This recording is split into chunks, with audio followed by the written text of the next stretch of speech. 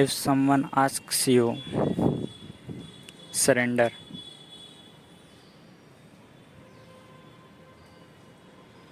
then he is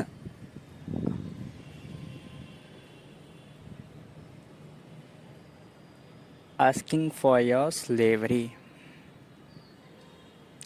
Surrender is just a superficial word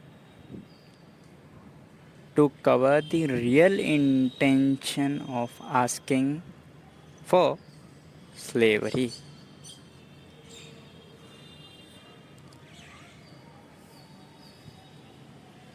Prima facie, there is no such difference between slavery and surrendering. A slave would also follow his master's commands. A person surrendered himself also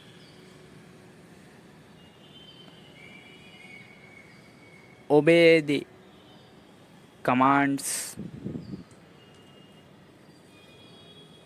of the person to whom he has surrendered.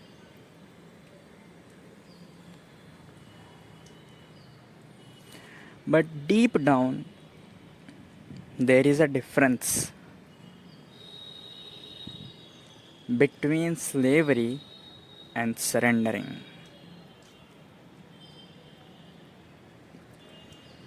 In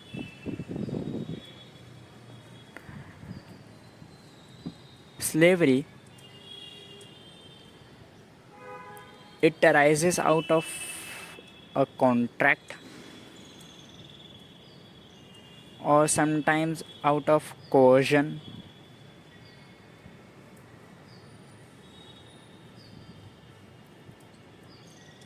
In ancient Greece, there used to be a slave market in which slaves were sold for a price. Slaves were treated as a goods or chattel.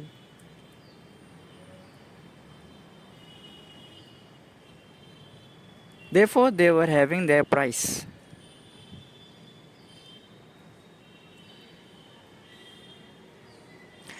In slavery, you no longer be a human. You become a good or a chattel or a commodity which can be sold.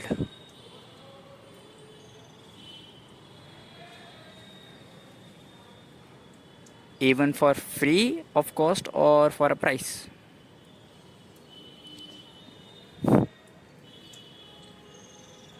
In slavery, you degrade yourself.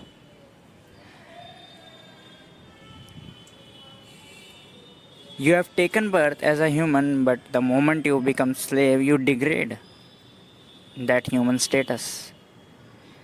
You go down and become a commodity.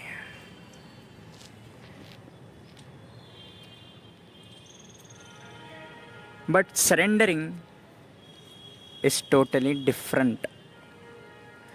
In surrendering, what Osho says, it arises or it comes out of love.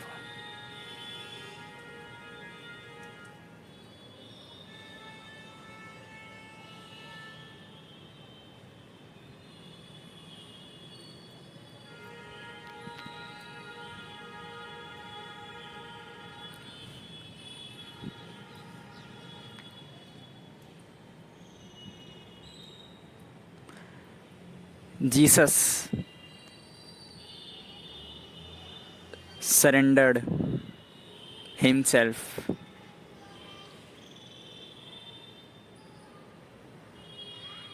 to God or to Jehovah.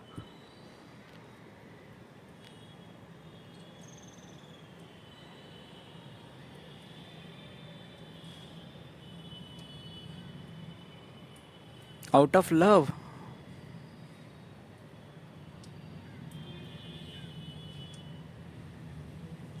Now, if Jesus comes to me and asks me to surrender myself to Jehovah or God, now this is what I will term it as an invitation to become a slave. Surrendering can never be asked for. Surrendering comes out of your own volition. Nobody asks, but you by your own self surrender. This is what surrendering means out of love.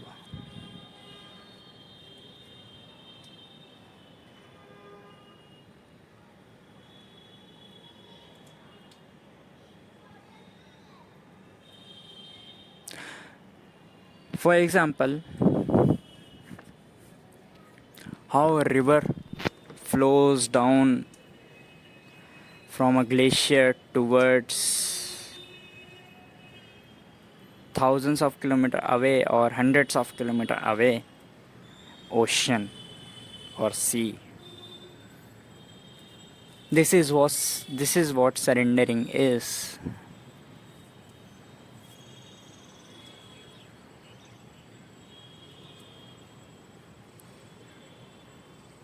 By her own volition, river goes towards or move towards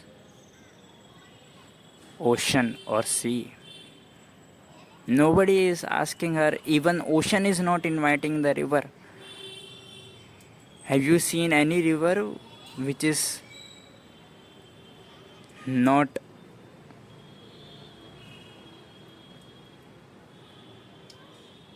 diving into ocean or returning back towards glacier without diving into ocean? I have never seen a river like this. But yes, I have seen many rivers who are diving into ocean, amalgamating in the ocean, becoming one.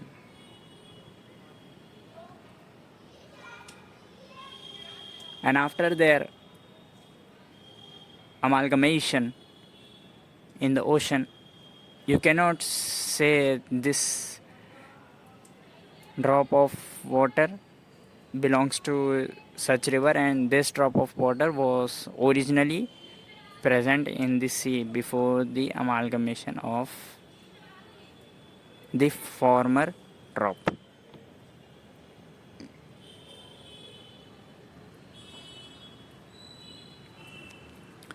But what slavery is like, a river is flowing and you build a dam. Asking to river to surrender herself to make a small ocean like, which we say as a reservoir. A reservoir and an ocean, there is one similarity. Both are having huge quantity of water.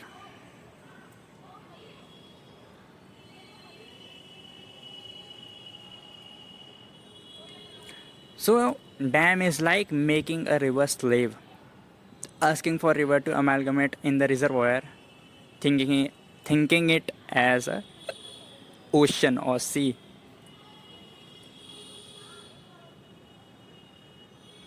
Dam is not a natural phenomenon, but amalgamation of a river into an ocean or a sea is a natural phenomenon.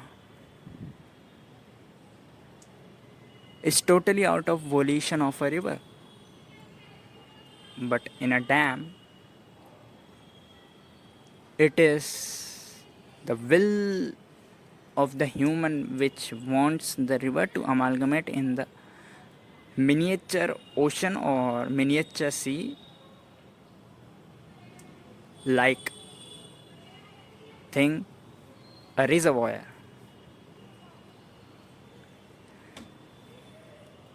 So dam is making a river slave.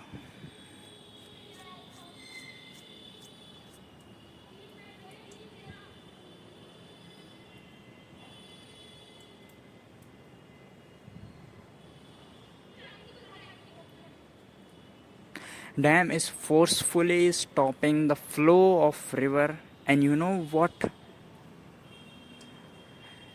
Due to dam, the natural flow of a river or stream affects, and many people downstream suffer. They suffer due to they suffer from lack of water quantity, reduce in water quantity.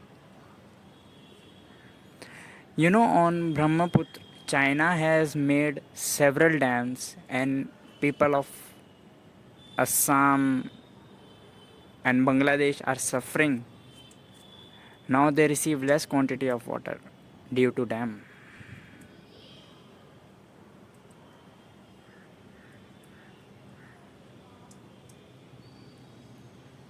When you make a slave, or when someone makes you a slave or asks for surrendering, then not only it affects your natural freedom, but it also affects the people around you. Though it is not apparent, but it can be felt. A person full of energy, freedom,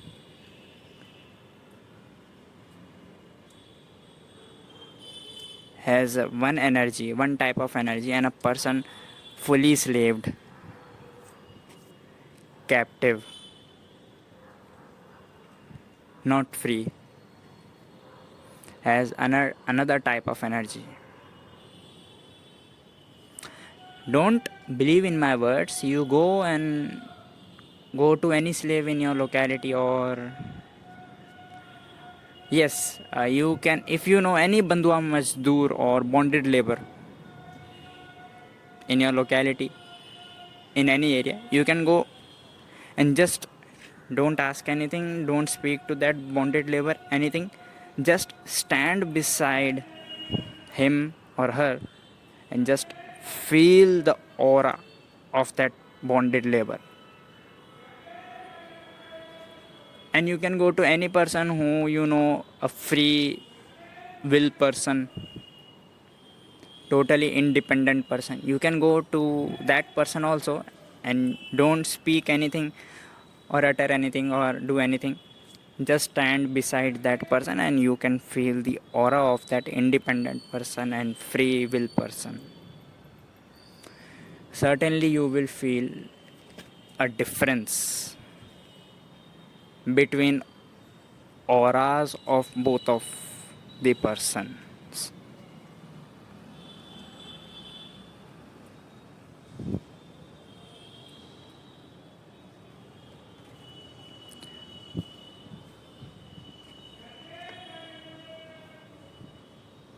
Nature never asks for your surrender. Nature attracts you, and consequently you surrender out of love of nature. But it is the only creature, that is human, who asks for your surrender, who want to make you slave. And human is the only creature who also wants to, or always trying to make the nature slave. But nature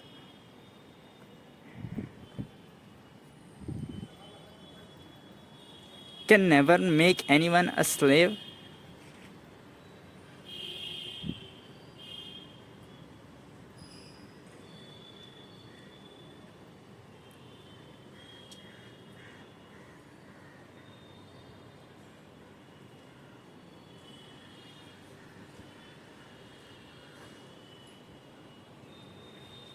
So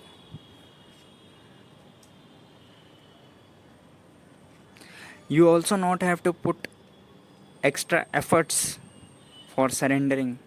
It will happen on its own if there is a true love between you and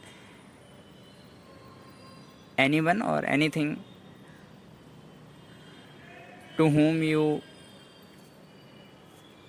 surrender.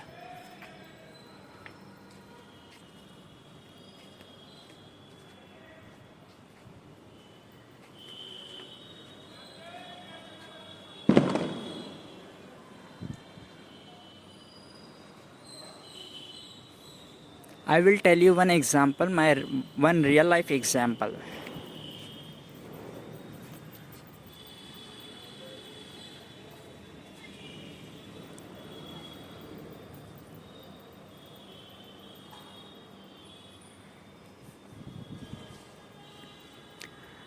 I was in my school days, and in my school was a co-ed. I used to never listen to anyone's commands.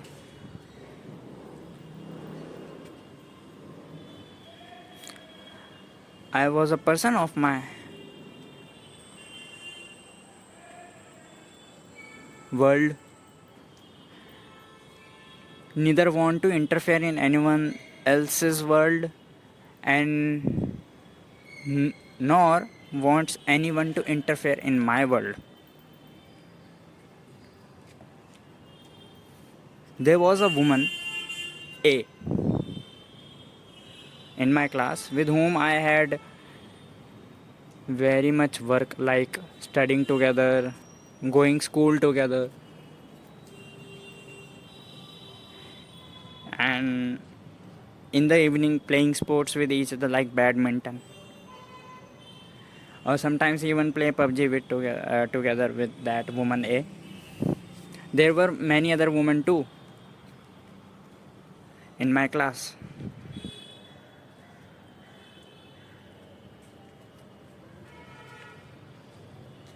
But with the passage of time,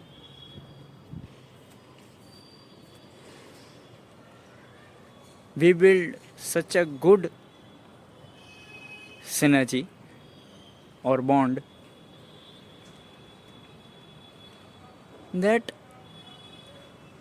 whenever she is commanding me to bring this particular subject book, actually we were having different subjects in one day, and each subject book was very heavy. So what we have decided that we will bring alternative subject books. For example, she is bringing subject book for one subject and I will bring subject book for another subject. So for former subject we will study from her book, and for latter subject we will study from my book. So whatever subject book she commands me, I bring that. I don't know why, and I do not even want to resist her command. Actually, I don't know why, but this happened. And sometimes I also, when I command her that tomorrow you will bring all the subjects except only one subject book, and that only I will bring.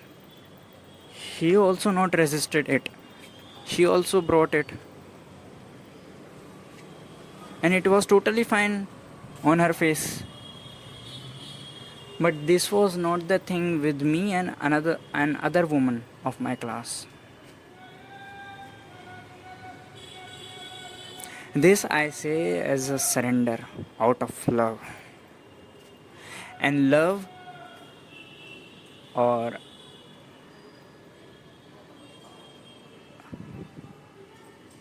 unconditional trust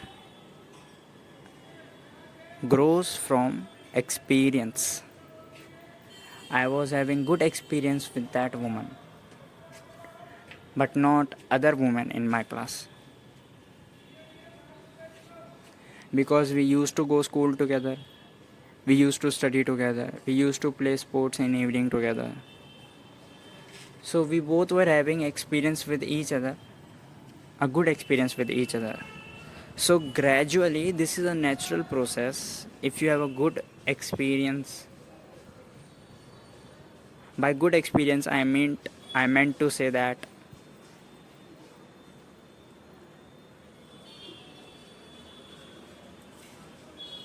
everything had happened favorable to you as well as that person. This is good experience. And bad experience means you had a fight with some person A, so you had a bad experience with A, which is neither favorable to you nor to A. So I had a good experience with that woman.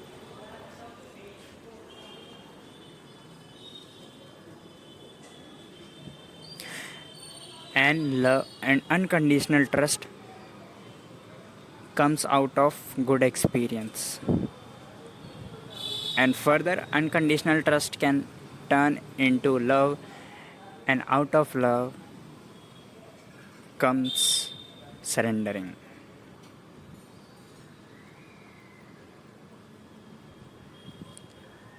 So this is the gradual process of surrendering which happen on its own. You have to do nothing. You have to do no meditation or yoga or prayer or namaz or anything specially or additionally. No. If there is a surrender between a person and a God, true surrendering, then it must have happened gradually on its own. If you try, if you practice to surrender yourself to any person, that would turn into your slavery. And you will be degraded from a human to a commodity.